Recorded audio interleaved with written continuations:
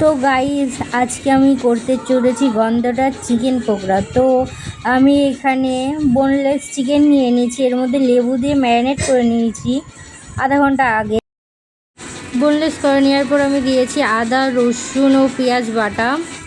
তারপর দিয়ে দিয়েছি আমি জিরের গুঁড়ো, পরিমাণ মতন দেবে সবই। তারপর দিয়েছি 3 চামচ মতন বেসন, তোমরাও পরিমাণ মতন দেবে। তারপর দিয়ে দিয়েছি আমি এখানে কর্নফ্লাওয়ার।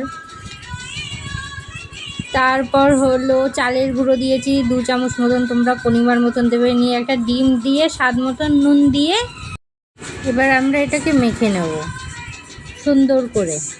তো আমি লঙ্কার গুঁড়ো দিতে ভুলে গেছিলাম, তো পরে লঙ্কার গুঁড়োটা অ্যাড করে নিয়েছি। কড়াইতে পরিমাণ মতন তেল দিয়ে দেবো এবং পকোড়াগুলো আস্তে আস্তে ছেড়ে দেব। যতক্ষণ লাল না হয়ে যাচ্ছে ততক্ষণ আমরা ভেজে নেব উল্টে পাল্টে, এবং পকোড়াগুলো নামিয়ে নেব। তো দেখতেই পারছেন যে পকোড়াগুলো কত সুন্দর সফট ও নরম হয়েছে।